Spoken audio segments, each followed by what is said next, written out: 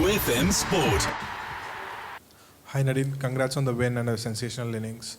Yesterday you spoke about your role, which is sort of changed, that you have to take it deep and not like come in and hit from ball one. In the kind of situation that you went in, what was your mentality like? Were there any nerves? We didn't see any, but what was it like for you in your head?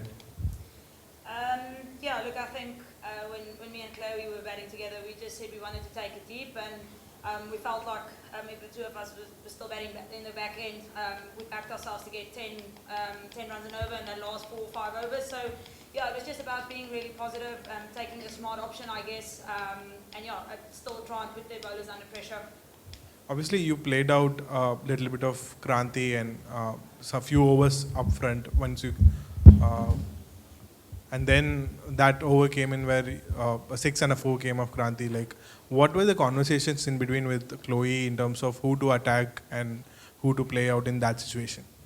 Yeah, look, I think seam was much easier on this wicket, and I think even when we bowled the back end, we felt like it was a pretty good wicket. But I think their spinners bowled really well in that middle phase. So I think, especially in that back 10, we knew they're going to have to bowl a few seamers, and that was going to be the much easier option to take on. So I think, like I said, yeah, we just played smart cricket. Me and Chloé just tried to take it really deep.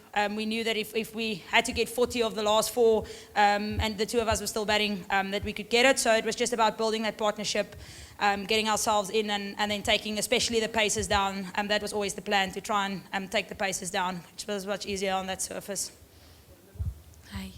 Hi Nadine, very well played and congratulations on the win.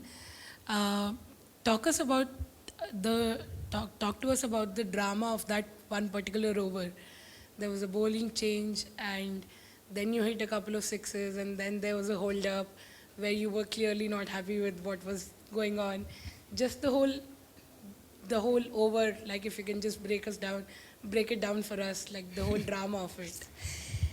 Yeah, look, I think we just kind of questioned whether something really happened.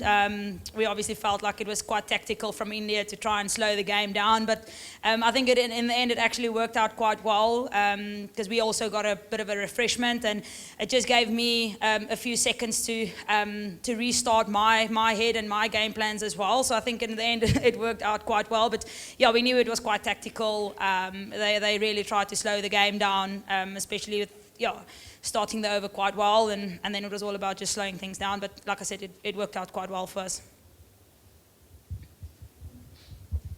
Hi Nadine, congratulations on the win and incredible knock. If I'm not wrong, you've played hockey in the past. Also, power hitting has become a really important part of modern cricket. We needed a lot of that today in your knock. Could you talk to us about the training or the workout that you put in to maximize your power hitting? And of course, if there have been any transferable skills from your hockey days that you maybe think help your cricket now?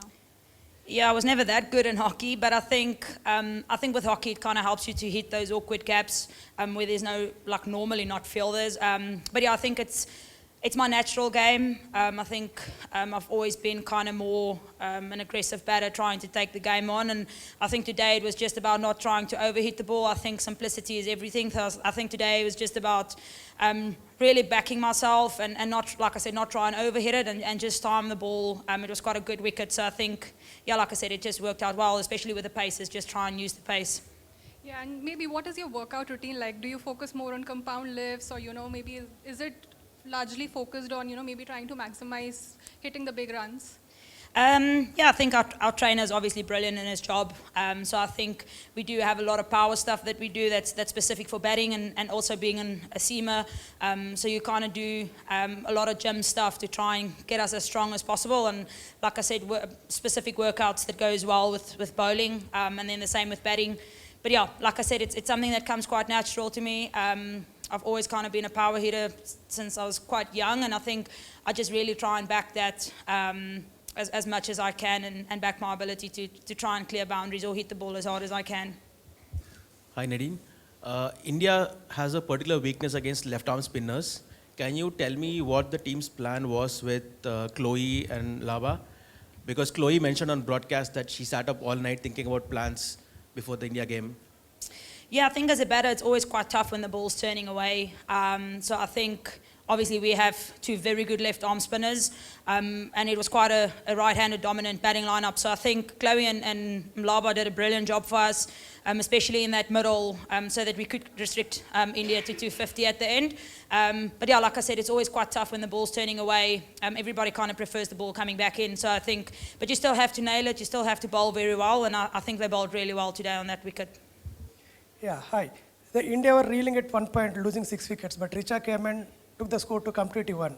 So they got around 98 runs in the last 10 hours. So what was the talk in between the break, like before the chase started?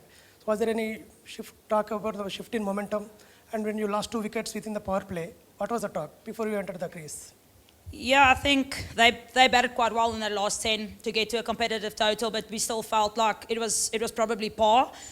We knew with the dew and under lights it might become a bit better, but they bowled brilliantly, and we obviously lost the 2 wickets early.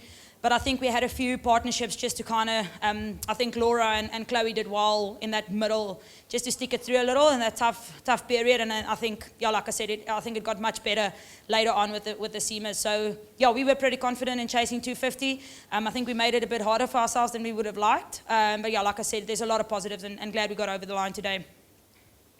Hi Nadine, well played. I just wanted to ask, we've seen a lot throughout the tournament across a bunch of different teams how the lower order batters have done quite well. Did you feel today in both the first innings and the second innings that there was a slight shift as the innings wore on? Because at the start it seemed like the wicket was a little bit slow. Do you feel it got better as both innings progressed? Yeah, definitely. I think after the first innings and the innings break, before we walked off, we did say that we think it got a lot better. It looked quite tough against the spin, but it definitely looked a bit easier against the seamers. So yeah, we definitely think it started playing a bit better, and I guess that's why we were quite confident in chasing it. Didn't get off to the best of starts. They bowled really well. But I think the most important part is, and we've seen it in this World Cup, is you just have to stick it out. Doesn't matter if you're batting number 8 or number 9, if you give yourself a chance. I mean, Richard did it today for India as well. Just try and bat time, and I guess when it comes to the back 10, you can really start backing yourself and try and take the game on. And if it does come off, that 70 or 80 runs in the last 10 makes a massive difference in these totals. Hi Nadine, congratulations. You said you wanted to take the game deep, obviously, but when you did, Chloé had that issue with her left leg. Did you think that you had to do most of the scoring, obviously, and also because she got out after that and you were trying to farm the strike? Yeah, I think it obviously got a little bit more tricky when she got out. But I think even though her leg gave her a bit of problems, I think she's probably one of the best finishers in world cricket. We know she can clear any boundary, so I think when we were batting together, we were still pretty confident to chase the score. Like I said, it got a bit more tricky when she got out, but I guess it's just about the belief and the character at the end of the day, and we just wanted to stick it out and fight really hard because we knew how important this game was for our team, and yeah, like I said, really glad we got over the line. Thank you so much. Nate, just one question in Afrikaans, please. Just summarize your feelings after that incredible knock, career best for you, and what this win means for the team as well. In Afrikaans, please.